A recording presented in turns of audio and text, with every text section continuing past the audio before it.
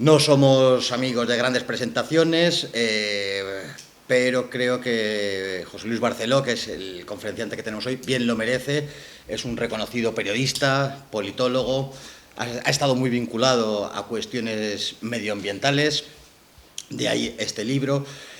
Es director responsable del Mundo Financiero, has estado en el Semanal Digital, en Radio Ya, y, y viene a hablar algo sobre lo que escribió hace unos meses. Publicó el libro Cambio Climático sin complejos, que es una cuestión que me parece capital, puesto que en sí tiene importancia, pero además creo, y esto es una cuestión mía, no sé si coincidirá el conferenciante de hoy, el cambio climático y todo lo que se desenvuelve en torno al mismo es un señuelo, una muleta para justificar otras muchas cosas que están en la Agenda 2030.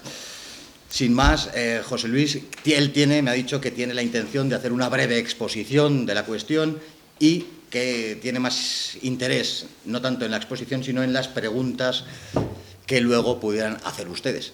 Sin más, José Luis, pues tuya es la palabra. Pues gracias, Carlos. Gracias también a los organizadores de esta conferencia, contando conmigo. Gracias también a todos ustedes por estar aquí, que en vez de estar a lo mejor, pues eso, tomándose algo en el retiro, dando un paseo hoy, que por fin hacía un día bueno, pues lo habéis dedicado a estar con nosotros hoy aquí. Yo creo que es un tema controvertido, ¿no? Hablar de cambio climático hay que tener un poco de valor de ir en contra de la corriente de una cuestión que se plantea como una religión prácticamente, o sea, no se puede hablar, realmente nacemos ahí con una idea que viene de predicciones que son medio científicas, porque utilizan modelos de predicción, o sea, no estamos hablando de nada que esté realmente constatado científicamente.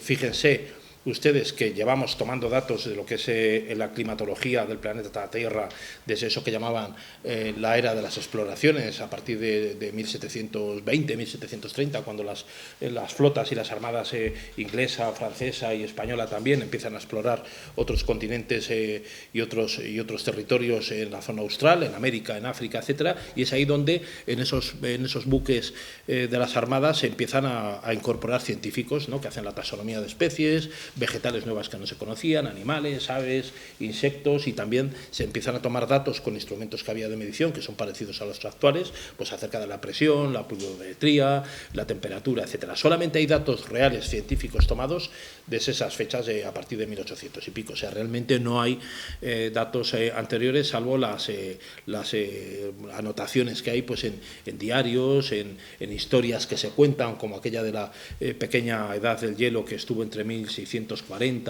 y 1700 y pico, aquello que se llamó la pequeña edad del hielo, que duró casi un siglo, y que son datos pues que son anecdóticos y se cuentan en historias, pero con base científica, con tomas de datos reales día a día en todos los puntos del planeta, no hay, con lo cual no tenemos tampoco una evidencia científica. Ahora mismo lo que hay por medios de comunicación y el estado de ánimo de la sociedad global o globalizada a través de medios de comunicación, a través de las redes sociales, es un mantra, es como una religión que está instalada además especialmente, y sobre esto yo les quiero hacer una especial insistencia en las zonas urbanas. Hay un proceso que yo he estudiado desde que acabé la carrera de Sociología y Ciencias Políticas, que es el proceso de urbanización, que es irreversible, es un proceso que se está dando en todo el planeta y que no solamente es impactante o es importante en los países desarrollados, sino que será también a nivel global en los países pobres, en continentes alejados de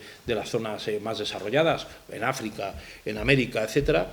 Y eso está llevando a que la opinión pública en estas zonas urbanas, da igual que sea en la conurbación de Angola, en Luanda, en la capital de Angola, o que sea en la periferia de Barcelona, son contrapuestas a las opiniones que se tienen sociales en las zonas rurales, donde la gente vive completamente desconectada y que no tiene acceso a cuestiones que entendemos ahora que son vitales, como pueda ser la luz eléctrica, las comunicaciones, redes sociales, los wifis, en fin, internet. Claro, tú vas por Guinea Ecuatorial y vas por Malabo y la gente utiliza, o sea, no tienen para vacunas, ni tienen para comer, ni tienen... yo he estado atendiendo en estos lugares, he hecho cobertura periodística en estos estas zonas del mundo, especialmente en el África ecuatorial, en Camerún, en Benín, en Guinea Ecuatorial, en Angola, etcétera. He bajado por Angola hasta la frontera con el Congo, y allí la gente no tiene para vacunas, la esperanza de vida son 47 años o 52 en algunos puntos,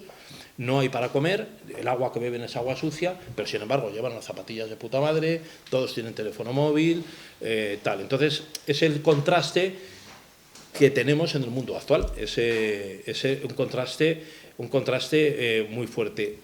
¿Qué es lo que está ocurriendo? Pues que esa concentración irreversible que se está dando de la población humana en el entorno de ciudades está llevando a que haya un control más eficiente también de la opinión, hasta tal punto que eso se traduce en unas diferencias también de sentimiento político y de opinión contra las estructuras dirigentes, contra los sistemas políticos, etcétera. Lo tenemos incluso en Rusia. Ahora es casi perseguible sacar ni siquiera la palabra de Rusia, porque Rusia enseguida, pero tienes si van ustedes y acuden a los resultados electorales municipales en San Petersburgo o en Moscú, difieren completamente de los resultados que se dan en las zonas rurales o alejadas de las grandes urbes en la enorme Rusia, ¿no? Donde la gente sigue votando, y es un voto que allí se entiende que es de sentido conservador, a los partidos Mujeres de Rusia, al Partido Agrario, o a los herederos de la Unión Soviética, el Partido Comunista Ruso, que es el heredero del antiguo PQS, ¿no? Pero eso ocurre también si va uno a San Francisco, a Washington o a Nueva York, el voto es un voto liberal y demócrata contrapuesto al voto de las zonas rurales, donde sabemos que la gente pues ha votado mayoritariamente al Partido Republicano, especialmente a Donald Trump en las últimas, y seguirá siendo así en un futuro. ¿Por qué? Bueno, pues luego lo vemos aquí también, ¿no? El sentido de la caza, que hemos estado hablando un poco antes en la puerta, el sentido de por ejemplo, cuestiones de las fiestas rurales, el sentido de los toros en el caso de España, ¿no?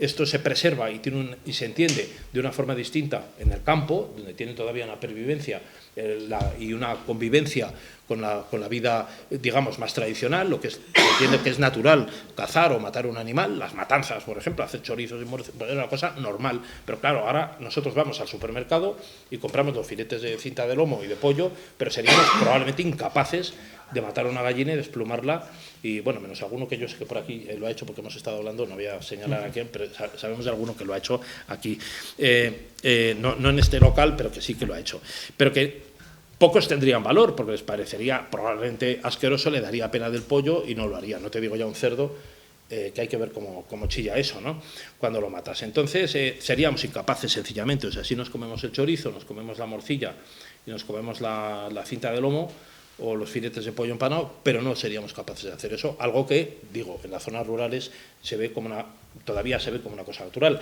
Está habiendo un alejamiento importante a nivel sociopolítico del campo a las ciudades, y no es un fenómeno solo que pasa en España ni que pasa en los países avanzados, pasa en los países también atrasados, donde la gente cree que la ciudad puede vivir mejor, tiene acceso a cosas que no tiene en el campo, y ese es un punto que a mí me lleva. Estoy ya preparando también otro trabajo que no tiene que ver con cambio climático ni con medio ambiente, pero sí con control político, porque la ciudad es un sitio extraordinario para controlar la opinión pública y la opinión política de la gente y la dirección de cómo van las cosas. Lo estamos viendo en China, donde en China se están construyendo ciudades artificiales que todavía no han sido llenadas de gente, porque el Partido Comunista Chino ha llegado a la conclusión, y me estoy saliendo un poquito del guión, pero ha llegado a la conclusión de que el avance de la gente está en el proceso de urbanización, y han llegado a una conclusión sencilla, que es: si nosotros toda la enorme cantidad de 500 millones de personas que siguen viviendo en el campo, 800, los pasamos a ciudades, automáticamente su nivel de vida se va a elevar. Con lo cual, conclusión, el Partido Comunista Chino, el Comité Central, ha ordenado la construcción de megaciudades de hormigón para rellenarlas de gente cuando ellos decidan dar la orden, cuando esté terminada las calles y tal, decir: oye, pues todo aquel campo para allá. Tenemos que en Shanghái, por ejemplo, ahora con la 18ª ola de COVID, ya no sabemos por qué ola van allí, ni por cuál vamos nosotros, han confinado una ciudad entera como Shanghái, con 20 millones de habitantes, de un plumazo, sin bueno, oye, que la gente se tiene que aguantar, lo ha decidido el gobierno y tal, cosas que aquí, bueno, ya hemos pasado, porque aquí en España la decisión de poner las mascarillas y el primer estado de alarma y tal ha sido que el Tribunal Constitucional le ha quitado la razón al gobierno. Sin embargo, no ha pasado nada, nos hemos jorobado, nos hemos tirado 2 años llevando mascarillas y aquí no ha pasado nada. Igual, porque al final la gente piensa y pensamos que viviendo en democracia y votando las cosas se pueden arreglar, y esa es una vía para resolver los problemas, y yo no le quiero decir a nadie lo que tiene que votar o si no tiene que votar, pero yo creo que votando los problemas que tiene un país como España no se arreglan, ¿no? Y lo hemos visto, o sea, no hay gran diferencia entre las decisiones en un momento extremo que puede tomar un país como China, que vive bajo la dictadura de un partido, de un sistema de partido único, da igual el que sea, como un sistema multipartidista y parlamentario, como es el caso de España, donde la gente vota o votamos, sin embargo, también se puede hacer lo que se quiere. Es decir, que se viva con un sistema de gobierno democrático no es decir que el gobierno pueda tomar decisiones que incluso vayan en contra de la jurisdicción internacional. Hay un gran maniqueísmo con el tema del libro. Nace también un poco con la idea de no tanto ser un libro que va contra los mantras del cambio climático y contra esa religión, pero sí como una especie de manual de combate, ¿no?, contra el cambio climático. O sea, lo que sí se pone en cuestión una duda razonable, una duda cartesiana, toda esa cantidad de cosas que se dicen, y el índice pues está englobado en una serie de bloques, que es qué es realmente el cambio climático, los castigos divinos y cambios climáticos que ya hubo en la antigüedad, que están registrados y se sabe que existieron, los retos de la educación ambiental, mitos y leyendas del ecologismo, por ejemplo, la demonización del CO2, ¿no?, que es una cuestión importante también, cambios en los ecosistemas, cambio global y cambio climático. Fíjese que se ha saltado, primero se habló del agujero de la capa de ozono, luego se hablaba, porque tengo por aquí apuntadas un montón de cosas, el calentamiento global, el enfriamiento, porque si se acuerdan, en los años 70 se decía que íbamos hacia una nueva glaciación y de ahí hemos cambiado, que eso coincidió con la crisis del petróleo, aquella de los años 70, ¿no?, que se disparó, y eso llevó también a acelerar mucho el proceso de nuclearización de los países avanzados, entre ellos España, y eso luego tuvo el paro nuclear, pero ahí se ha optado por sistemas energéticos que han ido cambiando. Se ha saltado del carbón a otros sistemas de combustión, como puede ser el petróleo o la gasolina, y de ahí se ha saltado a la energía nuclear, y hay algo que viene después que no se sabe muy bien qué es, porque se está hablando permanentemente de ese mix energético, que por cierto no convence a las eléctricas, porque ya saben lo que cuesta producir la energía, y que es algo que además tampoco es una caja en la que metes cosas que puedes sacar, carbón por ejemplo, y lo vas sacando y lo vas consumiendo. La energía eléctrica se produce, está por el cable de la tensión permanentemente, o sea, hay que estar produciendo una cantidad de tensión permanentemente para que la gente enchufe o no enchufe, pero tiene que estar disponible. O sea, eso es como tener una fuente que está tirando agua todo el rato hacia un precipicio y tú tienes que generar esa energía. Es perverso parar el proceso de avance humano restringiendo y cortando la producción energética, es perverso y es imposible. Es decir, tenemos que darnos cuenta, y eso es algo que yo también lo quiero decir claro, el avance humano es directamente proporcional a la cantidad de consumo energético que hay. No se puede avanzar la curva de la evolución humana, que afortunadamente podemos decir que damos 2 pasos para adelante y 1 para atrás, es decir, que sí, es verdad que hay momentos graves, pero la evolución humana es positiva y vamos a mejor en la línea milenaria.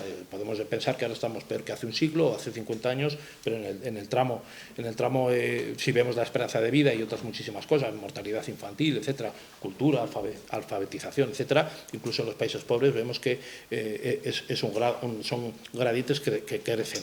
Y es directamente proporcional al grado de consumo energético que se tiene. No se puede parar el consumo energético y sería perverso intentar plantearlo así. Esto tiene un origen porque durante la Guerra Fría una de las cuestiones que se planteó, y eso lo financió la Guerra Fría, estamos volviendo a ella, estamos volviendo ahora mismo otra vez al telón de acero, ¿no? Los grupos terroristas que hubo, por ejemplo en Alemania con Baader-Meinhof, en Italia con las Brigadas Rojas, el IRA en el Reino Unido, o en España la ETA, venían financiados o cofinanciados por las potencias que estaban en contra no de España o de Alemania, sino del bloque occidental. Era una forma de penetrar, perforar y destrozar en sitios donde se podía hacer, además, probablemente, ¿no? Todos coincidieron en Yemen o en Libia entrenándose, y coincidían los de las Brigadas Rojas con la ETA, los de la ETA con los de Baader-Meinhof y no sé cuántos, ¿no? Y eso es una realidad que ahora se sabe quién financiaba eso y por qué se mantenía. Era socavar el sistema de convivencia nuestro, que estaba enfrentado al otro bloque, al otro sistema, ¿no? Y por cierto, que esto que estamos padeciendo ahora de la guerra de Ucrania, yo creo, y podemos discutirlo luego después si quieren, no tiene mucho que ver con el cambio climático, pero es algo que si hubiera ocurrido hace 30 años con el colapso de la Unión Soviética, muchos lo hubieran entendido, que un país que se deshace y que colapsa y que entra en crisis, si los tanques rusos hubieran entrado en Ucrania, Georgia o en Uzbekistán en 1991 o 1995, todo el mundo lo hubiera entendido. Hubiera entendido que entraban en su país y que estaban intentando evitar una fragmentación del país y una disolución o una guerra civil. Ahora, 30 años después, esto es difícil de interpretar y de entender, ¿no? Pero es verdad que las fronteras, digamos, de lo que era el Pacto de Varsovia, de lo que era el Pacto de Varsovia quedó anulado, pero lo que eran las fronteras de la OTAN, que sigue siendo todavía, las fronteras del bloque occidental, se han desplazado hacia el este, presionando los intereses de lo que era la Unión Soviética, ¿no? Y lo vemos, además, países bálticos eran parte de la Unión Soviética y ya están en la OTAN, pero ya estamos viendo también cómo ese golpe al hígado en la zona que Rusia entiende que son la zona de influencia que es Ucrania, pues eso lo han considerado como una afrenta que ellos han respondido, ¿no? Eso no tiene que ver mucho con el cambio climático, pero sí tenía que ver toda esa guerra de intereses durante la Guerra Fría, ¿no? Con la crisis de los euromisiles y la contestación que había en el mundo occidental por parte de partidos comunistas y la creación de grupos ecologistas radicales ligados a la extrema izquierda en ese momento, esa confrontación que había y esa paralización. Yo tengo por aquí los datos, que son verdaderamente apabullantes, ¿no? Fíjense, por ejemplo, saben ustedes que aquí llegó a haber incluso aquello que se llamó ecoterrorismo. Aquel ingeniero jefe de la central de Lemoniz que fue asesinado el año 81, creo, José María Ryan, eso fue un caso de ecoterrorismo que logró paralizar además la construcción de la central, que tenía 2 reactores, ¿no?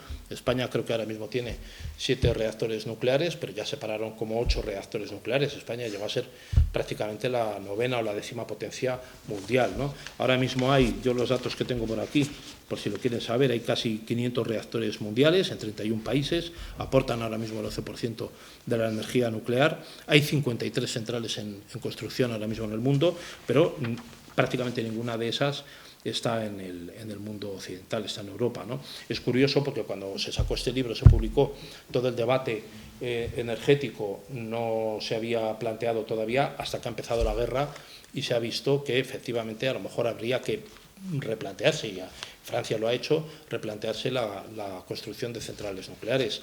¿Por qué? Pues porque también es un poco absurdo el caso de España, ¿no? Y es una hipocresía. Tengo el dato aquí. En 2018 España batió el récord de importación de energía de Francia.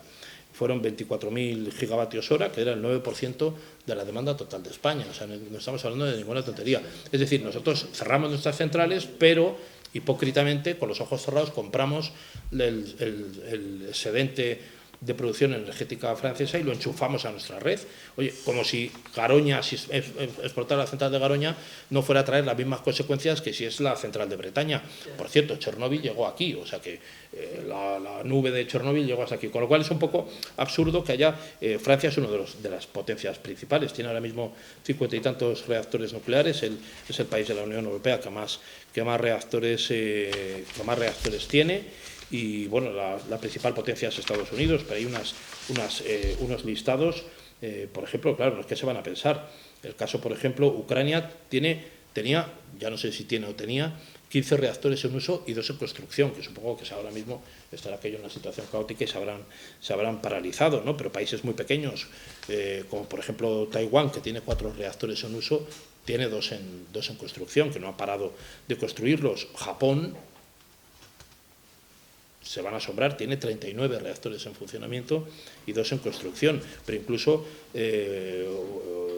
espacios políticos como los Emiratos Árabes, con 10 millones de habitantes, tiene 4 reactores en construcción ahora mismo. O sea que no es una cosa que es que España dice que deja. Todos los países están avanzando en esas sendas. China tiene 11 ahora mismo en construcción, previstos, y bueno, pues así hay muchísimos países que están apostando por la energía nuclear y que están fuera de los entornos en los que se puede discutir. Claro, en España, si cualquiera dice que ahora mismo te vas a poner en Cuenca una central nuclear, pues probablemente te llevan al pilón, ¿no? O sea, sería muy difícil que nadie lo diga, ni lo plantee. No me imagino ningún partido diciendo que va a reiniciar la construcción de centrales nucleares, pero sí tenemos, por ejemplo, el caso de Francia, ¿no? Francia está todavía con su proyecto de avanzar en esa construcción de centrales nucleares. Con lo cual, estamos en un momento de enorme confusión, también con un dato que es esa falta de unanimidad científica en cuanto a que el cambio climático lo produzca la situación del carbono, ¿no? Hay esos proyectos de ley de descarbonización que se han llevado por parte de algunos países avanzados, entre ellos España, con una ley reciente que quiere que hacia el 2035, el 2040 o el 2050 no circulen ningún coche por el centro de las ciudades. Realmente estamos haciendo ciudades para ricos, ¿no? O sea, si tú tienes 100.000 euros y te compras un Tesla, sí puedes atravesar la Puerta del Sol, pero si eres un pobre que reparte pan con una furgoneta con una C15, pues no vas a poderlo hacer. Estamos haciendo ciudades para turistas, ¿no? Que en eso, por cierto, Podemos sí se metía con ello y a lo mejor en eso sí tenía razón, pero claro, esto no podemos hacer parques temáticos de las ciudades donde habitamos, ¿no? Esto es una cuestión de locos. Y toda esa transmutación que ha perjudicado también incluso a la industria automovilística, a unas más que a otras, porque por ejemplo en la India, China y tal están produciendo un tipo de coches que aquí no se podrían vender porque no serían homologables por los sistemas que tienen de combustión, que siguen contaminando, no se podrían importar, no son homologables a las directrices que tiene por ejemplo la Unión Europea, pero hay otros países como la India o Corea del Sur que están haciendo coches que sí se podrían traer, pero eso está perjudicando ese tipo de políticas a la industria, en este caso por ejemplo europea, norteamericana, que no pueden comercializar coches y que se ha parado. ¿Quién se ha planteado comprarse un coche ahora mismo si no sabes si vas a poder circular, si te lo van a... de eso se ha parado la construcción de coches, se ha paralizado las plantas y la producción, y estamos en un momento de un impasse en el que nadie sabe lo que va a pasar. Veníamos a esa recuperación pospandémica, nos hemos metido en la guerra de Ucrania y todo esto se va alargando en las decisiones y en la falta de dinero también. Hay cuestiones en el cartelito de promoción, hoy me ponían con Greta Thunberg, que es una niña que, bueno, en el 2018, cuando empezó con todo esto, parece que hace mucho más tiempo, ¿no? Lo de Greta Thunberg, que ya ha pasado un poco, ya no está en las portadas, pero sí ha estado mucho tiempo en las fotos, en los noticieros y tal, y ya cuando empezó en 2018 tenía 15 años, apoyada por sus padres y por una serie de personas del lobby de empresas energéticas y ecologistas nórdicas, especialmente suecas, ¿no? Que querían cambiar un poco el paradigma energético, y había un lobby ahí en el que estaba también, era gente que era amiga de Al Gore y de una serie de personas que tenían una intención de cambiar el sentido, y aprovecharon esta chica, que era una niña. Yo entiendo que es un poco una manipulación, porque siempre ha habido las cruzadas de los niños y otras cosas, ¿no? En las que los niños han sido utilizados, pero me parece que esto por parte de los padres pues ha sido un poco indeseable, ¿no? Yo no sé cómo se calificaría. La niña ahora ya es adulta, debe estar rondando los 20 años y no ha vuelto a salir. Yo no sé lo que hará. Probablemente pues decían que estaban preparándola para un perfil político en su país, para que acabara diputada o de líder político y presentarla allí y probablemente liderar en Naciones Unidas alguna historia, ¿no? Pero claro, una niña, cualquiera de nosotros que somos adultos y tenemos un sentido de algunas cosas y nos gustaría decirlas en Naciones Unidas, no nos han dejado, y una niña, porque ha estado de moda con alguna cosa y ha quedado bien, con ese buenismo que tenemos, pues a lanzar allí el mensaje en Naciones Unidas. Oye, que la niña se subió allí al estrado de Naciones Unidas a lanzar sus soflamas, ¿no? Algo que no ha tenido privilegio ni a lo mejor un líder religioso asiático o africano. Podrían haber dicho otras cosas con otro sentido y no se les ha permitido, ¿no? Es curioso porque, bueno, los padres eran actores. La madre de Greta Thunberg era una cantante de ópera que se presentó a Eurovisión, y es una mujer que es vegana y tal, y el padre es un hombre que es actor y un productor sueco muy metido en los canales de televisión, la producción, campañas y tal, y ha sabido manejar eso, y tiene una especie de jefe jefe de campaña, que es el que le ha llevado las cosas con la campaña efectivamente de opinión política mundial y que ha tenido su efecto, ¿no? Yo creo que ahora mismo estamos en un momento en el que, bueno, cambio climático como tal, y aquí ha habido personas que han hablado y sé que algunos que desde el punto de vista científico tendrán más fundamento que yo, porque sé que aquí hay algún ingeniero agrónomo y tiene otro criterio científico con el cual seguramente estaremos de acuerdo, pero el libro se plantea más como un planteamiento para el debate filosófico que como un libro científico. No quiere derrumbar tampoco los conceptos científicos que puede haber, sino plantear la duda de lo que puede haber sido. Yo les decía al principio que ha habido otros, en el planeta Tierra ha habido otros momentos, por ejemplo en el Carbonífero, en el Jurásico, donde se sabe que el clima, ha habido cambios climáticos antes sin que estuviera el hombre, y se sabe que han existido. Ha habido momentos en el planeta Tierra que ha sido un planeta totalmente tropicalizado, donde ha habido los bosques de decenas de metros de alto que ya no pueden existir por unos troncos como esta habitación, que son los que han provocado que exista el carbón, el petróleo, etcétera. Se sabe que ha habido incendios que duraban meses, ¿no? Y se sabe que ha habido combustión y eso no anuló el planeta ha ido evolucionando y no existía el hombre, ¿no? Eso se sabe que ha existido desde que está la humanidad. Ahora mismo ese control que yo les decía y ese proceso de concentración de la población humana en las ciudades es lo que va a determinar el futuro de la humanidad realmente, porque ha ido escalando. La población estaba inicialmente muy dispersa y se ha ido avanzando con los miles de años, concentrando cada vez más en ciudades, y todos queremos vivir en ciudades porque pensamos que vivimos mejor ahí.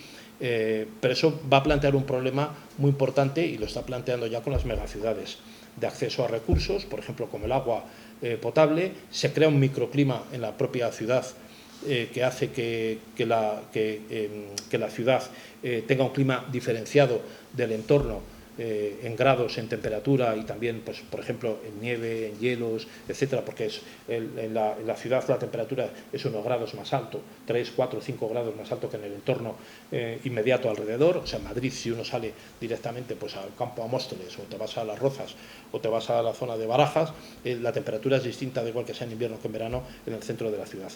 Hay también más sombra, o sea, hay un microclima completamente diferente.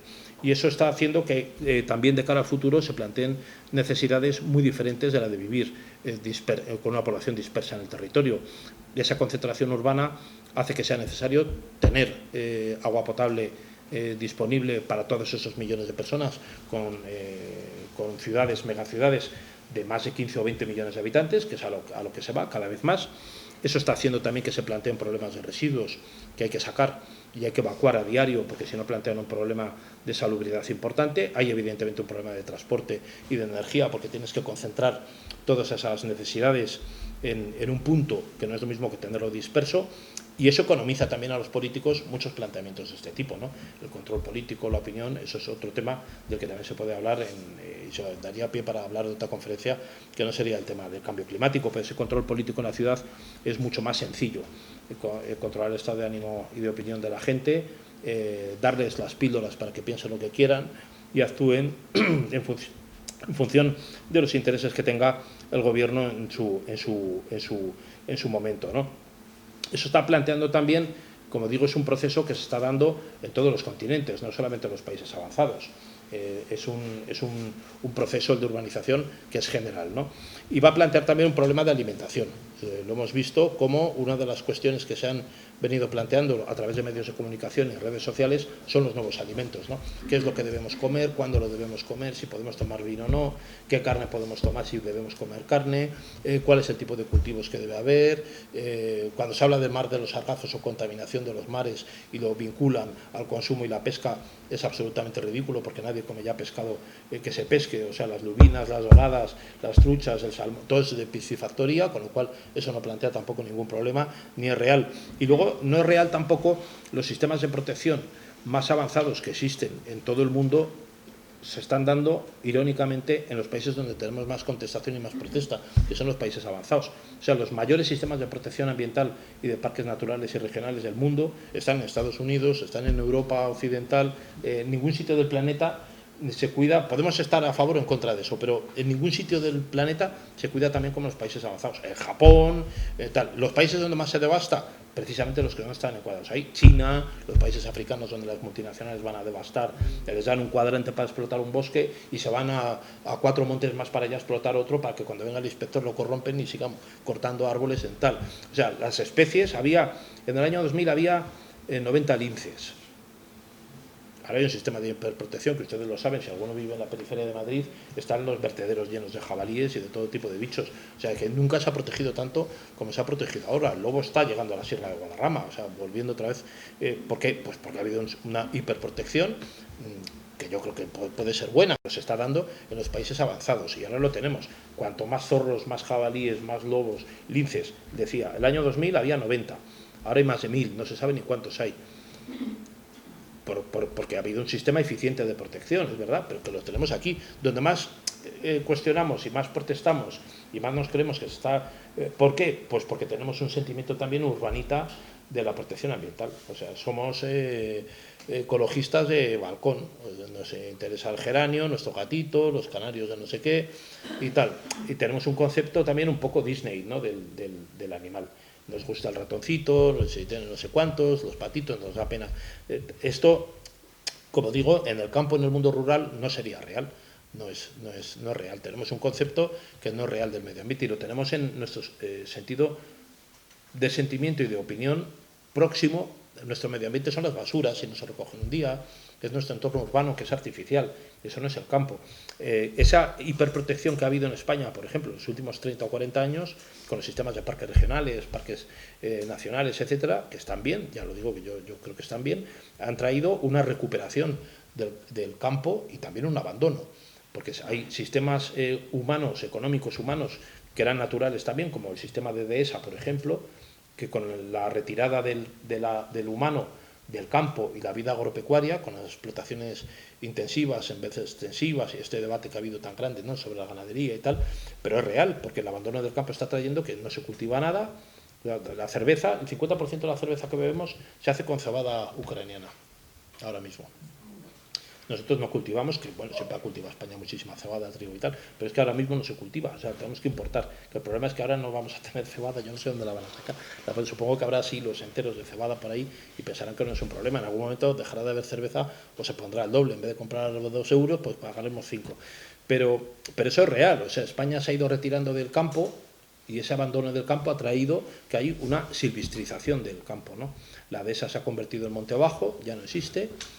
Se han perdido vías pecuarias y se han perdido caminos y hay una silvestrización enorme, ¿no?, del campo por esos sistemas de protección y por ese abandono del campo. Bueno, eso es un problema enorme. Cuando se habla de incendios forestales, en España está habiendo ahora más incendios forestales que nunca, precisamente por el avance del monte abajo y el bosque y el sotobosque en zonas donde hasta hacía poco, pues bueno, el ganado, la gente que vivía en el campo, cortar para leña y tal, pues lo iba manteniendo, ¿no? Ese mantenimiento del campo, que es una economía humana, pero que se ha ido abandonando y se ha ido perdiendo, porque es cómodo vivir en la ciudad, ¿no? Nadie quiere plantar boniatos y plantar patatas, ¿no?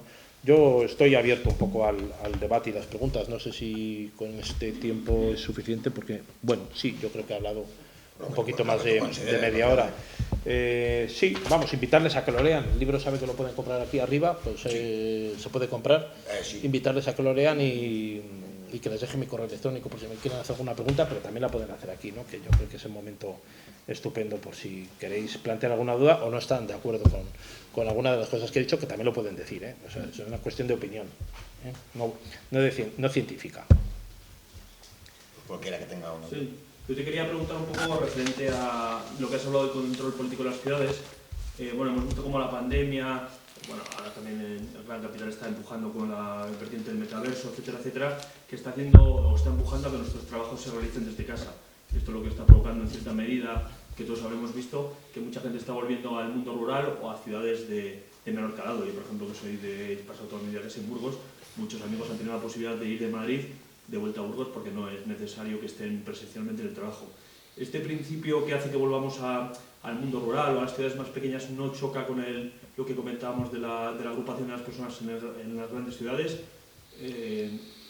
trayendo también todo lo malo que contrae, porque sí que pienso que es una forma de aislar al individuo, de no permitir su asociación, de no conocer la realidad de sus compañeros de trabajo para no enfrentarse en caso de abusos laborales, etcétera, etcétera, pero esa disgregación fuera de las capitales no choca con el control político en las grandes ciudades que comentabas, como una disyuntiva que sí que me... Claro, yo he vivido en un pueblo toda mi vida, me he criado en Galapagar, y cómo era Galapagar hace medio siglo, el que yo recuerdo, que era un pueblo de vacas, donde cuando ibas a Madrid te deseaba un buen viaje, y no estaba asfaltado, no había agua corriente, era un pueblo de 2.000 habitantes, ahora tiene 37.000, y no había agua corriente ni saneamiento, o sea, la gente bebía, los compañeros de mi colegio, nosotros en mi casa teníamos pozo, y yo iba al caño con los compañeros míos del colegio a coger agua con un cántaro, con sus padres, tal, y luego me iba a casa. Para nosotros teníamos agua corriente porque había un depósito de agua que se llenaba con un pozo y tal, ¿no? Y éramos unos privilegiados en el pueblo. Me acuerdo que la gente en el pueblo se reconocía, o sea, sabía si se había muerto alguien, si se había muerto no sé qué. Nosotros en la ciudad realmente no tenemos un sentido de pertenencia, o sea, tú vives en un piso, vives en otro, no te importa el vecino de abajo ni el de arriba, no te importa, o sea, nos importa poco la colectividad o la comunidad en la que vivimos, no tenemos un sentimiento de pertenencia, y eso pasa igual si estuviéramos viviendo en París, por decir, nos haría también un poco lo mismo, porque no hay mucha diferencia vivir en París, en Madrid o en Nueva York. La diferencia es a lo mejor el vecino que te toca, que si no le haces ni caso te da un poco igual, ¿no? Entonces, son cambios importantes. Yo creo que con esto de la pandemia que comentas, creo que es anecdótico. La gente que vuelve sí hemos tenido, que hay muchísima gente que se ha dado cuenta que su casa no reúne condiciones para que todos vivan a la vez en el mismo sitio y estén haciendo todo, o sea, estudiar, trabajar, tal, en un piso de 60 metros o 70, que esté la familia y trabaja la pareja más algún niño que estudia con la misma wifi, una impresora, te das cuenta de que tu casa no reúne condiciones para hacer todo eso, ¿no? Y hay gente que ha querido cambiar de casa, buscarse tal, se ha dado cuenta a lo mejor que su pareja le engañaba, o sea, se ha dado cuenta de cosas que no se había dado cuenta hasta ese momento, ¿no? O sea, que son difíciles luego esas convivencias. Está muy bien la casa para salir por la mañana y luego volver a dormir, que es realmente para lo que la hemos estado utilizando en los últimos años de nuestra vida, hasta que ha venido la pandemia y esa convivencia en casa ha complicado la percepción que teníamos de nuestra casa, ¿no? Si tenía ventanas o no, si podías a sol, un balcón, en fin, una serie de cosas que hemos renunciado algunas veces a tenerlas y luego nos hemos dado cuenta que eran importantes. Y eso yo creo que es anecdótico, o sea, muy poca gente se ha podido plantear cambiar, hay gente que ha podido volver al pueblo, volver al campo, hay gente que ha perdido el trabajo y lo ha hecho porque no le ha quedado más remedio, pero yo creo que la concentración es un proceso irreversible, o sea, creo que va más y coge la curva de población que está la de Naciones Unidas y se puede meter uno en internet y verlo, es un proceso que va creciendo hasta arriba y seguirá. Ahora más del 60% de la población mundial vive en ciudades y es un proceso que ha ido desde el 15, el 20, tal, desde 1850, creciendo y va a seguir creciendo hasta que sea el 99% que vivirá en ciudades y el resto del planeta desalojado. De hecho, las concentraciones en ciudades, o sea, en Estados Unidos, Boston y Washington, pues ya le llaman los geógrafos Boswas, Chicago y Pittsburgh, Chipits, no sé qué, porque son ciudades que llegan a perder incluso la configuración, bueno, como nos pasa aquí con Móstoles, Boadilla.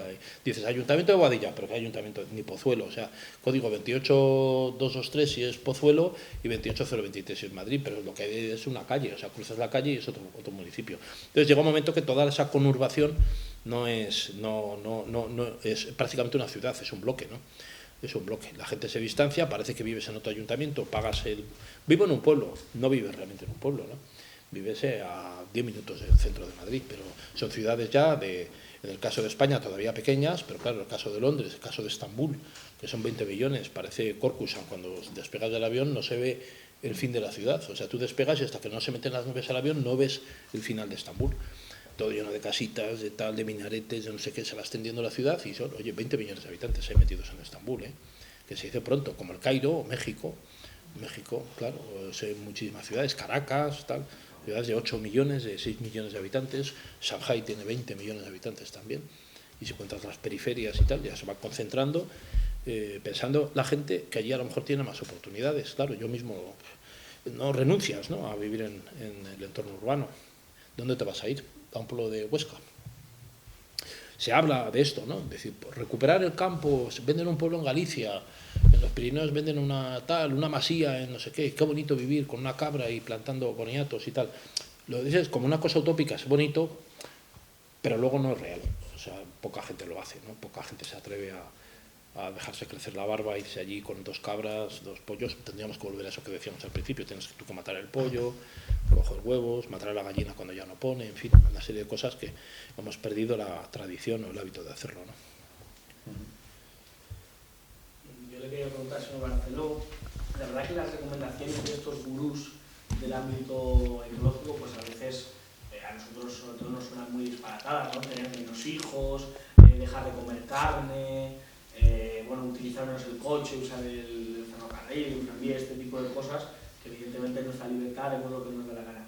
Pero las cosas pequeñitas, por ejemplo, algo como reciclar, a mí personalmente siempre me ha parecido un disparate, pero ¿cree usted que beneficia el echar el cartón en el contenedor? Porque hace unos años creo que era algo que solo hacían en las ciudades y se nos ponía en el colegio, se nos ponía de ejemplo Alemania, otros países del norte, que sí hacían este tipo de cosas y que en España no había cultura de reciclar. ¿Usted cree que esas pequeñas cosas pueden ayudar? Y la segunda cuestión, hablando de la educación, se habla mucho del adoctrinamiento en ámbito sexual, pero en el adoctrinamiento ecologista también está muy presente. Yo recuerdo la anécdota de al alcalde de Madrid le preguntan ¿qué es peor para el planeta? ¿Que se queme el Amazonas o Notre Dame? Y él decía Notre Dame, y los niños, ya ellos, decían, pero bueno, este ha cometido sacrilegio, ¿no? Y se arrancaban las vestiduras, ¿no?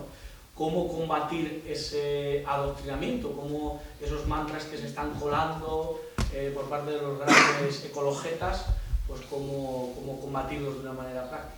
Bueno, el reciclaje es un hábito ahí. En Estados Unidos hay normas que te denuncia el vecino si dejas crecer el césped. O sea, que ahí cada país tiene sus... O sea, si no cortas el césped, te denuncia el vecino de al lado porque no, y va la policía y te mete un paquete por no cortar el césped. Hay una serie de medidas. En Alemania, pues digamos, el paraíso del reciclaje, pero era precisamente porque estaba Die Grünen, que era un poco quien promovió todo este partido ecologista, los Verdes, que era un partido radical, que estaba también pues contra el tema de los euromisiles. O sea, querían que se quitaran los misiles y las centrales de Occidente, pero no las rusas o las soviéticas que estaban al otro lado, o las checoslovacas, ¿no? Entonces, ahí había una orientación política. Yo no digo que no tuvieran razón o no la tuvieran, porque el motivo era un motivo que era eminentemente político, no era por convicción, era una movilización política, era un partido político que estaba financiado por la Unión Soviética y se sabe que es así. O sea, es una cuestión de servicios de inteligencia, ¿no? De la época, está escrito por libros y tal. ¿Y el reciclaje es eso? No, pero el reciclaje se implantó allí, de allí se fue extendiendo como una mancha de aceite. ¿Sirve para algo? Bueno, lo que nos ponen en los pueblos y todo esto no, porque muchos cubos vuelven otra vez a la misma centro de tratamiento de basuras y lo vuelven a juntar, que es asombroso esto, ¿no? O sea, porque la propia compañía la tiene encargado, no le dice nada al ayuntamiento y se apaña como pueden, ¿no? El papel, el vidrio y todo eso sí, porque prácticamente el 80% de todo el vidrio que consumimos, los plásticos, estos PPTs que se han ido resumiendo, antes había 20.000 tipos de plásticos distintos y ahora pues hay 3 o 4 solo que se intenta que sean los coches, ¿no? Por ejemplo, utilizan materiales que son reciclables y han ido concentrando, antes tenía 50 tipos distintos de materiales, ahora tiene 8 tipos de materiales distintos que intentan pues que cuando quitan un salpicadero, cuando quitan la rueda, cuando quitan el metal y pues sea todo un tipo de material que sea reciclable para volver a hacer otra vez coches, ¿no? Pero si estuviera bien hecho, sí. Yo me acuerdo, por ejemplo, yo hablaba antes del pueblo, ¿no? Galapagar, pero claro, es que tampoco hace tanto, parece que estamos hablando de la Edad Media.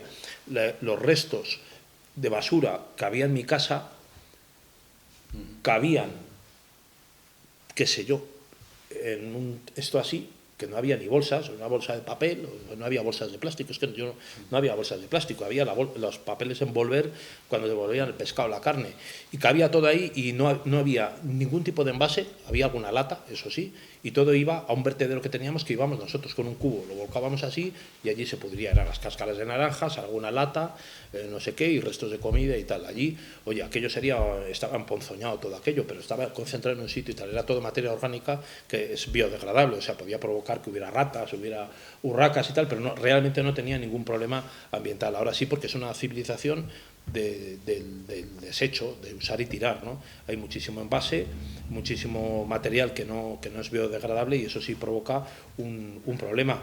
Se habla de biomasa y tal, los plásticos y todo esto se pueden combustionar y se podría utilizar energía, pero como se está en contra de la combustión ahora, se está limitando todo esto con el carbón y tal, pues no, de momento no es políticamente correcto hablar de eso, ¿no?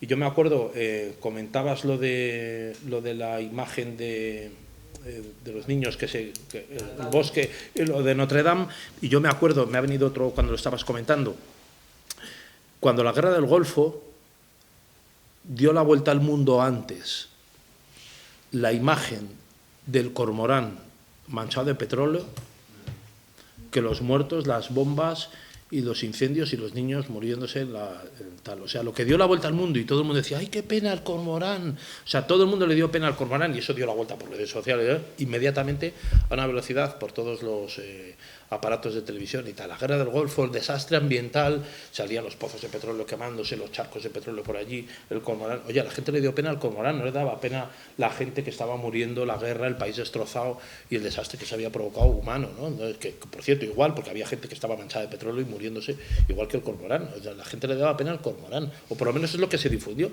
Es alucinante, ¿no? Tenía por aquí otra cuestión, que era eso que decían también los ecologistas al principio de el aleteo de la mariposa en el Amazonas que provocaron una tormenta. O sea, eso de pensar localmente para tener un efecto tal, que era un poco la base del reciclaje, ¿no? Que si todos tiramos esto en su contenedor y no quemamos no sé qué y tal, eso estaría bien si lo hiciera todo el planeta. 10.000 millones de habitantes, pero si solo lo hacemos como gilipollas, los españoles, los portugueses y los noruegos, mientras los chinos, los indios en los bosques en África están quemando todo, oye, no vale para nada, es que no tiene ningún efecto, va en contra de la propia filosofía. Yo no digo por eso que haya que pegarle fuego a todo y empezar a tirar las cosas en la calle y tal, pero vuelvo a lo mismo, los que tenemos la mentalidad preservadora del cuidado del medio ambiente y lo tenemos metido ya en el ADN, somos los países avanzados. A nosotros no tenemos, somos nosotros los que podemos dar clases de cómo se recicla, cómo se cuida un paisaje, cómo se hace no sé qué, incluso excesivamente. O sea, somos nosotros los que podemos decirles a los chinos, no al revés. O sea, nadie tiene que venir a nosotros a contarnos cómo se preserva ambientalmente una zona, cómo se protege una especie protegida, porque donde hacen las cacerías de elefantes es en África, no las hacemos aquí. Es verdad que los cazadores a lo mejor son europeos o americanos, pero que los salvajes que permiten que todo eso vaya, los corruptos de Botswana y de no sé dónde, son los de allí, no somos nosotros, ¿no? Entonces eso es un poco, yo creo que la filosofía, ese complejo, esa culpa, ese complejo de culpabilidad que tenemos, nos lo deberíamos quitar, ¿no? Aurelio. Sí, no, simplemente apuntar dos cosas para que nos hagamos una idea de hasta dónde está llegando el disparate. En Alemania hay dos leyes, bueno, por lo menos en Baviera, que es la experiencia que yo tengo, que sabemos que hay los Länder, las regiones, cada una tiene cierta flexibilidad. Hay una ley concretamente en la que si tú matas una avispa, las avispas están protegidas. Tienes una multa mínima de 600 euros hasta 50.000 euros por matar una avispa. También hay una ley en la que si tú estás parado con el coche en la calle, sea donde sea, tienes que estar con el motor apagado. No puedes tener el coche encendido. No sé cuántos minutos, pero vamos, puede llegar un vecino, te llama la atención, te puede denunciar y ya estás en problema. Por cierto, con respecto a lo que decía Josué, nos engañan con el lenguaje con lo del reciclaje, porque en casa no reciclamos nadie, ninguno. Separamos, en todo caso, la Exacto.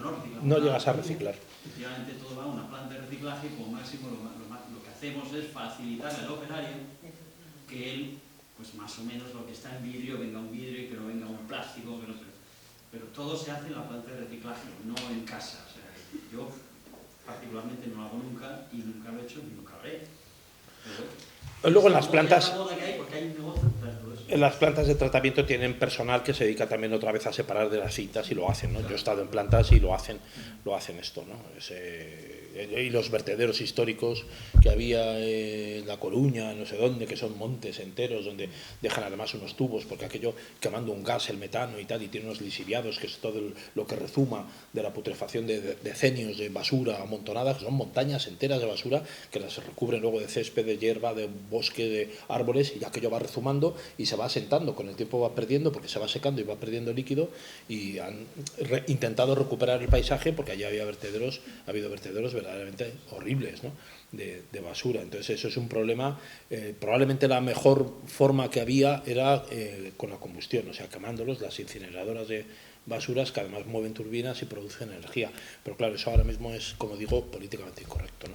Políticamente incorrecto. Eso ahora no se puede hacer, a pesar de que todos los días sabemos que se están quemando bosques en África, en Brasil, en tal, ¿no? Pero bueno, ya se retomará el tema. Una pregunta. Pues ahora ha habido una polémica de que se quería prohibir la caza de codornices. Bueno, pues yo soy de las Islas, en Toledo, y recuerdo de mi abuelo, las pedanías de Sonseca y de Orgaz, que mi abuelo habrá matado codornices, perdices, bueno, cuando estaba el campo habitado. Y yo no he visto una codorniz en mi vida, claro. Veo a estos urbanistas del Ministerio de Agricultura, de toda esta cuestión, te vamos a prohibir cazar codornices. ¿Dónde están las codornices? Y yo me paseo por las alamedas, Y no hay codornices. por las jaras, por las retamas, y es que no hay codornices. Claro, porque muchas de estas especies, y los que hayan trabajado el campo, los que lo conozcan por su formación y por su disciplina de trabajo y tal, saben que van ligadas a la actividad económica humana. Antes hablaba yo de la economía de la dehesa y muchísimas de estas especies han estado conviviendo de forma simbiótica con el hombre durante siglos. O sea, no, por ejemplo, el grano, ¿no?, que se cultiva, no todo el grano que se cultiva se recoge. Mucho grano cae al suelo y otras especies van, perdices, codornices, y lo comen. Si no está esos cultivos, ellas se van marchando hacia otros sitios donde hay otras gramíneas salvajes y tal. Y eso muchas veces probablemente tenga que ver con eso, ¿no? La propia ganadería, ¿no?, atrae otro tipo de bichos y de especies que normalmente, si no está el ganado, la oveja o el ganado vacuno, pues no van a donde está la vaca y lo tenemos también en la zona de los picos de Europa, en zonas más salvajes, protegidas y tal. Tenemos ese avance del lobo hacia núcleos urbanos ya. ¿Por qué? Pues porque se ha retirado también el ganado de donde estaba tradicionalmente, ¿no? Se van acercando a entornos, a zonas urbanas, a buscar lo que es su sustento y su comida. Sobre todo si se protege y crece, son especies pues que tienden a buscarlo, son cazadoras, y en los pueblos de Galicia, por ejemplo, el lobo está ahora mismo entrando, y hay vídeos todos los días por redes sociales, ¿no?, de que entran en un pueblo, intentan comerse una gallina de alguien, o un perro incluso, ¿no? Atacan tal, están por allí dando vueltas como si fueran perros, claro, como los jabalíes, ¿no? Bueno, y durante la pandemia fue curioso, porque los jabalíes se llegaron a meter hasta Plaza España, porque cuando el hombre se retira y no saca los coches y no sale, eso sería un poco lo de la película esa del día después, ¿no?, que tiran la bomba y tal, o esta de Will Smith, ¿no?, como decía, soy un héroe, ¿no?, o soy leyenda. Esa película magnífica también, que son un poco esas películas apocalípticas que estábamos comentando antes, tipo Mad Max o tal, qué pasaría si el hombre se aniquilara a sí mismo, ¿no? Pero en esa película del día después, y lo hemos tenido en pandemia, cuando el ser humano deja de estar en sus sitios, es inmediatamente ocupado por otras especies. Los jabalíes llegaron a Plaza España. Y hay fotos de esto, ¿no? Por la calle Princesa, o sea, empezaron, claro, bueno, estar en Móstoles, o sea, que llegaron un poquito más por la casa de campo, oye, y se metieron en Plaza España. Hay fotos de eso, porque la gente no podíamos salir. Ha habido momentos que no nos acordamos, pero íbamos a la compra uno solo, o sea, es que no se podía ir a ningún sitio. Yo me acuerdo de haber ido a Radio Ya, a la emisora, pues yo sí estuve militando en la radio todos los días allí, ¿no?, con Javier García Sá, que iba, y tú seguías yendo y tal, y íbamos, como estábamos solos por Madrid, que éramos un poco Will Smith, pues íbamos sin mascarilla. Tampoco había ningún policía que te dijera que no podías llevar la mascarilla, porque realmente no había nadie, pero yo he estado yendo a la emisora y, bueno, alguna vez había algún control de policía. ¿Dónde va usted? Pues a trabajar. Llevaba mi papelito, lo enseñaba, había control en la misma puerta. ¿Y dónde trabaja usted? Aquí mismo, ahí en el 50 y tal. Y yo me bajaba y tal, trabajaba. Oye, en la ciudad absolutamente vacía, no había nadie. Para comprar el pan bueno, os acordaréis de esto, porque todos lo hemos pasado, los que lo hemos supervivido ya, ¿no? Y nos acordamos riéndonos, pero ha habido momentos que éramos Will Smith. Yo te quería preguntar una cosa. Yo lo que he visto son muchos cerdos por la carrera de San Jerónimo, pero la cuestión es... No tengo ningún pariente ahí. ¿A qué responde que esta nueva religión se implante? ¿Qué hay detrás? ¿Qué interés hay en implantar todo eso? Tú enumeras una serie de cosas, al fin y al cabo el ecologismo, implantar esto, ¿a qué responde? ¿Qué interés hay? Eso yo me lo he preguntado a veces, y me lo pregunto en el libro en algún capítulo. Cui prodest, ¿no? ¿A quién beneficia esto? ¿Por qué se hace, no? Yo tengo algunos indicios. Ese indicio del proceso de urbanización y concentración de la gente en ciudades me da una pista que valdría para todos. O sea, es el denominador común que vale para todos. Es fácil controlar a la gente en las ciudades. Si tú les dices lo que tienen que comer, lo que tienen que consumir, es más fácil que coma la gente una barra de pan, un boniato y una patata que criar animales para el consumo humano. Y si limitas el consumo de carne, es más barato y más económico, pensando a lo mejor los dirigentes planetarios que va a ser difícil mantener y contener el ánimo de la gente, y poco a poco se van soltando píldoras para que la gente se acostumbre. Te dicen, comer carne es malo, cada vez es más cara, no puedes comer de esto, no puedes gastar tanto, no puedes, es inmoral. O sea, llega un momento en que papá no comas de esto, papá no hagas esto otro, tal, y poco a poco se va depositando en eso, en la conciencia de la gente, hasta que para muchos será, oye, no puedes, oye, ¿qué coche más viejo llevas? No puedes ir con un gasóleo por Madrid torpedeando tal, cómprate un híbrido. Te van metiendo poco a poco, vas entrando en un estado de ánimo que probablemente la sociedad te va llevando también a eso. Y ese denominador común vale para todos los países, da igual que sea China que Francia. Yo entiendo que va un poco por el control político de la población, ¿no? Con el tema del consumo energético, con el tema, porque ¿a quién beneficia limitar el consumo eléctrico ahora mismo con la potencia que hay instalada? ¿Por qué te obligan a comprarte bombillas que valen 20 euros de LED? Si en la red está la tensión ya dispuesta para que puedas... No tiene tampoco mucho sentido. Iberdrola o red eléctrica no se ahorra nada. Tengo los datos por aquí de la moratoria nuclear, esa que empezó en los años 90 y tal. Oye, 5.000 millones de euros ha costado eso, que hubo que devolver, y lo hemos pagado todos por la tasa de diversificación energética, y luego se llamaba el impuesto nuclear y tal, por parar las centrales nucleares y desmontarlas, que se desmontaron 8 reactores, se pararon y se dejaron de construir otros 3 o 4 en el programa nuclear que había en España, que llegó a ser 9ª potencia mundial en energía nuclear instalada. Si tú paras eso, a Iberdrola o a Endesa o a lo que era antiguamente Unión Fenosa, que ahora es Gas Natural Fenosa, no le beneficia nada tampoco, porque a ellos, es más, cuando se hizo la moratoria nuclear hubo que pagarles, porque ellos se habían metido en comprar a Westinghouse los generadores nucleares, construir la central, oye, que eso vale una millonada, lo hicieron a pelo pensando que luego iba a ir en el contador nuestro. Por cierto, es más barato probablemente construir una central nuclear que una presa, o sea que luego el mantenimiento de todo eso a largo plazo, a 40 años o 50, no tiene más que meter allí la pila de uranio y aquello funciona solo, no tiene mayor cosa.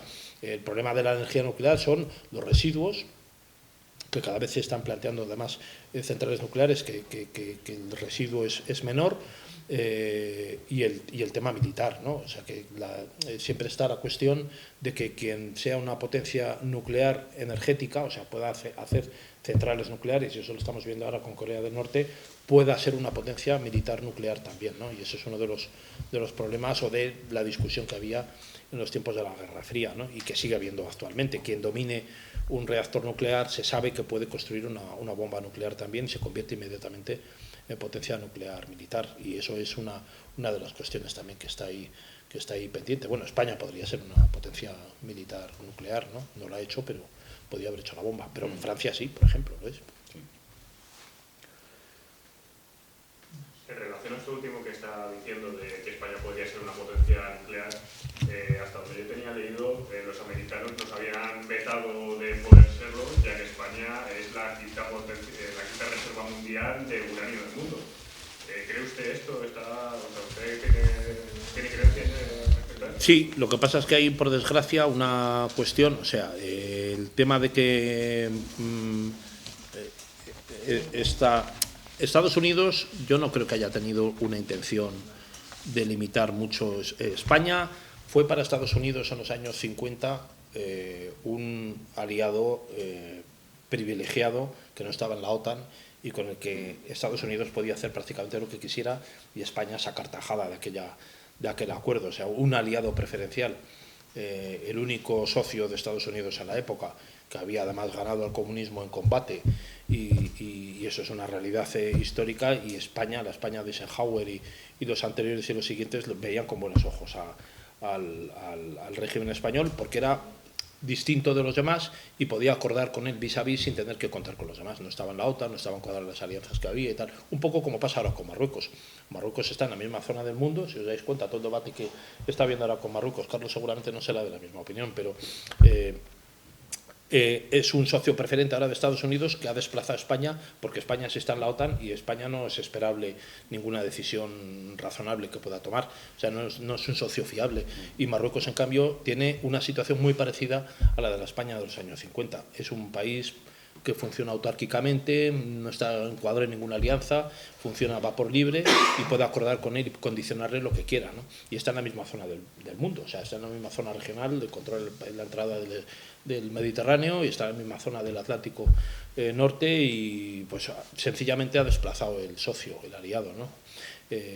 Yo tenía ahí sobre lo que preguntabas, es una cuestión muy curiosa porque en la ley de cambio climático última, que es el inicio de ese largo camino hacia la neutralidad climática antes del 2050, una de las cuestiones y si España tiene una minería de uranio importante, no sé si es la quinta o la sexta, pero lo tiene, la prohibición de la minería de uranio en España, o sea que eso está ya por la ley del cambio climático prohibido explotar, que es absurdo porque tú puedes renunciar a hacer centrales nucleares, que también me parece absurdo, pero puedes renunciar a eso, pero si tienes un patrimonio, una riqueza, un recurso natural que todo el mundo va a pedir, ¿por qué vas a dejar de venderlo? Oye, porque tampoco pero es absurdo completamente. Es absurdo. Es absurdo todo. Marruecos Te puedes cabrear. En Canarias y aquí no se investigan. Dicen que hay petróleo para 30 años o gas para 40 años. Sí, toda la zona esa, desde... En Canarias están todos los de Canarias en contra del petróleo. Hasta Eso era alfabetismo. hasta el Golfo de Guinea. No merecemos lo que nos pase. Hasta el Golfo de Guinea. Somos culpables por haber leído las gracias y las encuestas. La gente dice, se le preocupa el cambio climático y sale el tercer preocupación de los españoles, el CIS. Pero bueno, que eso está manipulado. Pero la gente sigue votando y luego me suben la luz. Pero claro, te suben porque les apoyas, les armas a esta gentuza. Si es que aquí se le ocurre, las centrales nucleares había 3 que estaban ya a falta de meter el combustible y las chapan, ¿verdad? Sí, y bueno, como el proyecto Castor a Florentino se lo indemnizó, pues, claro, al final todo el dinero no es de nadie. El desmontaje de las nucleares de mala gestión. lo hemos estado pagando los españoles porque no nos ha salido más barata la luz eléctrica porque cerraron las centrales nucleares. Es que hemos tenido que pagar a las eléctricas para que desmontaran las nucleares y parar ese proyecto, que era un proyecto que ellos estaban invirtiendo para que salieran.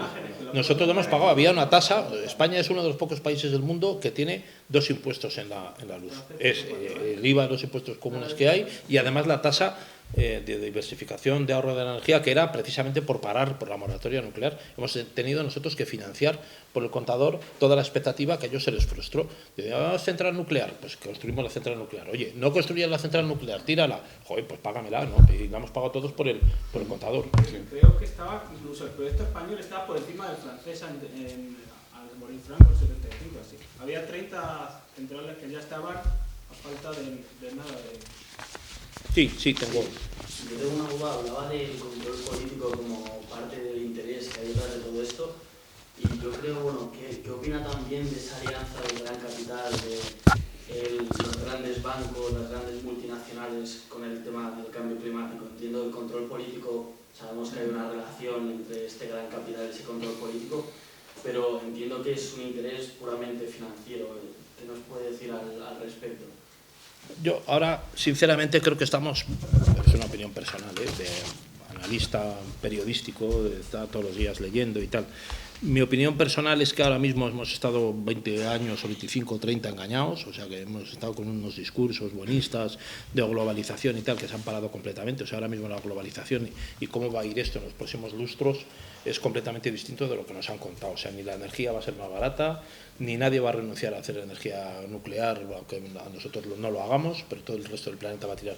Volvemos al telón de acero, es decir, volvemos, y esto no se va a recuperar. Hemos empezado con el tema de la pandemia y luego la recuperación pospandémica y nos hemos metido en una guerra cuyas consecuencias van a durar lustros. Yo no sé si 5 años, 10, 15 o no sé cuánto, pero volvemos otra vez al telón de acero y vamos a vivir en una situación que no, todavía no se sabe cuál va a ser el fin de todo esto, ¿no? Porque esto se ha sabido cómo ha empezado, pero no se va a saber cómo va a terminar, y yo creo que va a terminar mal además, ¿no?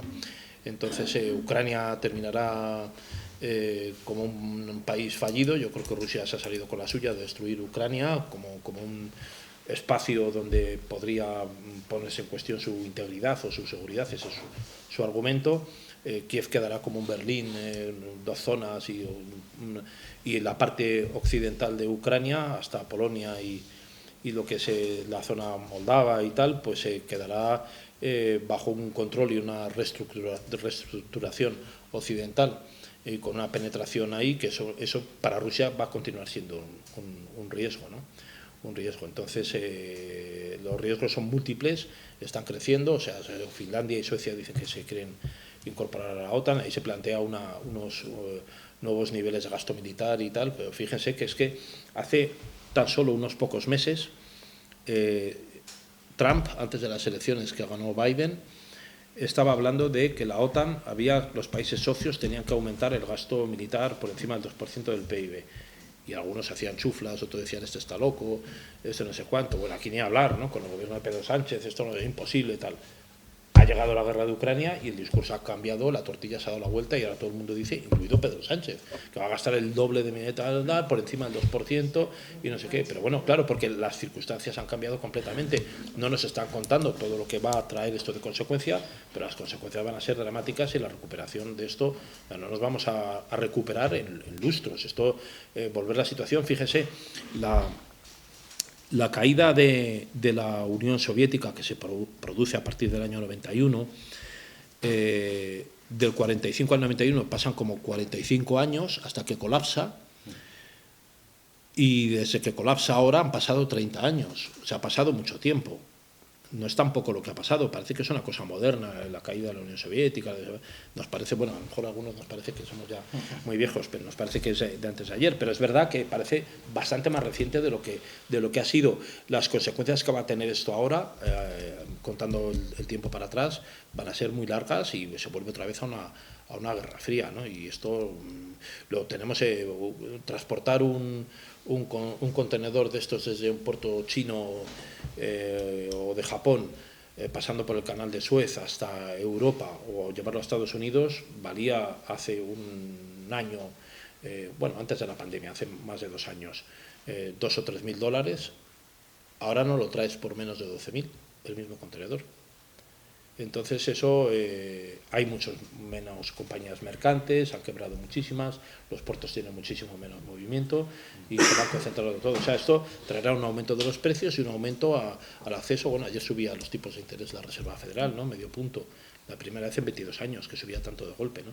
Aquí nos tenemos que preparar a que subirá antes del fin de año un cuartillo, o sea, 0,25, el Banco Central Europeo lo subirá, y el acceso a créditos para comprar coches, para hacer una reforma, para una hipoteca, todo esto va a ser imposible, o sea, prácticamente imposible. Pues no nos lo van a dar ni llevando la nómina, el que tenga nómina, ¿no? Y el que no la tenga ya, olvídate, ¿no? Una última pregunta. Pienso que eso, que nos estamos tirando un tiro en el pie, porque todo esto que dicen, la excusa de Rusia no es corregible, porque este verano pasado, cuando estaba la luz, no había Rusia, y eso Rusia se va a Cierto. Y es por las cuotas del CO2. Cierto. Esa locura Eso es lo que está. le ocurre ponerse unas cuotas, es todo para arruinar a Occidente y hacer que los países, los más contaminantes, que lo sabemos todos, China, el año pasado, el país que más contamina del mundo. Sí. A todos los países, China ya contamina más que todos. ¿Verdad? El país que más plásticos echa, no sé qué. A Greta le tenemos que pagar un viaje a China y que se vaya allí a la musea. ¿Sabes lo que opino? Sí, porque las cuotas de CO2 es que los chinos, es lo que ha hecho que normalice. los chinos no van a renunciar a su proceso. Y es en contra de Occidente. Los chinos no van a renunciar a su proceso de industrialización y yo creo que hacen bien. Hay una locura que dicen, no, llevamos contaminando más que ellos y ahora ellos quieren tomarse... Venga, ellos se Luego, pueden parar y nosotros... Una última reflexión. Cuando yo he estado... Una última reflexión que les dejo, si me lo permite don Carlos. Cuando yo he estado de trabajo en estos países que les comentaba, que están en otros hemisferios, ¿no? Y vas por el desierto, vas por la selva y tal, la gente que hay es tan buena como nosotros y tan mala, o sea, hay de todo, ¿no? Te encuentras gente buena y gente mala. Pero lo que yo he visto me ha llegado a pensar que en el mundo vivimos como si fueran 2 planetas diferentes. O sea, las causas por las que muere la gente son completamente distintas, eso para empezar. O sea, no solamente la esperanza de vida, la gente se muere, aquí nos morimos de enfermedades cardiovasculares, todo tiene que ver con nuestra forma de vida, accidentes de coche, el cáncer, que tiene que ver también con nuestra esperanza de vida un poquito más alta, y en estos otros países pues la gente muere pues de enfermedades porque no se vacunan, de guerras o de desastres naturales, en fin, de cuestiones que no tienen nada que ver con nuestra forma de vida. Y yo les contaba antes esa visión que me llevaba de que la gente, tú ibas por Guinea Ecuatorial y la gente sabe los últimos discos, las últimas películas, tú utilizas Twitter igual y tal, aunque se vaya a morir pasado mañana. O sea que estamos en un mundo que sí se ha globalizado en algunas cosas, pero no en las buenas y en las necesarias, ¿no? Y ahí vamos a un mundo que se va a plantear de una manera mucho más complicada, porque la gente tiene conocimiento y eso es una afrenta que tenemos nosotros aquí. La gente sabe que aquí se vive muy bien y quieren venir, y eso es algo que ellos lo saben. O sea, que toda la ambición de un africano, de un subsahariano, es atravesar el Sáhara como sea, por Argelia, por Marruecos o subir por Mauritania e intentar pasar por Italia, por Grecia o por España a Europa, ¿no? Y eso es algo que, bueno, pues como ocurre en México para ir a Estados Unidos, ¿no? Se lo plantean como un objetivo vital. ¿Por qué? Pues porque con 47 años de esperanza de vida allí, cualquier mujer que haya tenido un marido que se ha muerto y 2 hijos o 4 y se le han muerto 8 antes, sabe que lo mejor que puede hacer es intentar cambiar de paralelo, porque el paralelo es lo que te marca tu esperanza de vida y tus posibilidades de futuro. Entonces, todo el mundo tiene derecho a tener un proyecto vital, pero lo que yo vi también en eso es que ellos, y lo he visto en China también, no consienten que nadie les vaya a decir cómo se tienen que desarrollar, y esa es la última reflexión. Porque si nosotros hemos utilizado por los imperios, las colonias metropolitanas y las grandes metrópolis de toda la historia de Occidente, nos hemos industrializado como hemos querido, hemos quemado todos los bosques, hemos hecho el carbón, nos hemos metido en las nucleares, hemos hecho todo, hemos conquistado todo el planeta, hemos devastado, las potencias devastadoras, hemos devastado todo, y nos hemos desarrollado como nos hemos desarrollado. El único modelo real de desarrollo que existe es el nuestro, el devastador, y China o Angola o Sudáfrica o la India no van a renunciar a seguir el mismo modelo. Es absurdo pensarlo, porque ¿quién es Naciones Unidas o el Banco Mundial para decirle a China que no puede encender tanto gas o tanta central nuclear? Si nosotros lo hemos hecho, si vivimos así de bien porque hemos hecho eso, ¿cómo les vamos a decir? Claro, ellos no lo van a consentir. Cuando yo he estado en Camerún o tal, oiga, ¿por qué no pueden cortar los árboles ni matar a un león? Venga, hombre, o sea, me ha matado usted a mí todos los leones y no puedo matar yo un león. Oye, yo he escuchado eso. No puede cortar árboles en este sector, pero bueno, ¿quién me lo dice? Bueno, que morcilla, Naciones Unidas. Yo voy a cortar los árboles. Oye, me ha cortado usted a mí, me ha comido toda la pesca de cefalópodo en Mauritania y no puede pescar ahora a Mauritania. Pero hombre, ¿qué está usted contando? Pues si ha venido hasta España y ha venido a pescar pulpo a Mauritania, ¿cómo le vas a decir a un mauritano que no puede pescar pulpo allí? Pues, y entonces es que el modelo es el nuestro, y el único que existe, por desgracia, no se ha inventado otro, es el nuestro. No somos nadie para decirle a nadie cómo se tiene ahora que desarrollar, y ahí tenemos una lucha perdida, por lo que decía al principio, con eso acabo, que tenemos un complejo que yo creo que es ridículo. O sea, deberíamos volver a liderar hacia dónde tiene que ir la humanidad y tal, ¿no? Por eso. Bueno. De la invasión de toda la gente que... Pues aquí lo dejamos, dada la hora que es. Muchísimas gracias a todos y muchas gracias a ti, José Luis. A vosotros que creo que por recibirme. Un aplauso. Oye, ya han atendido.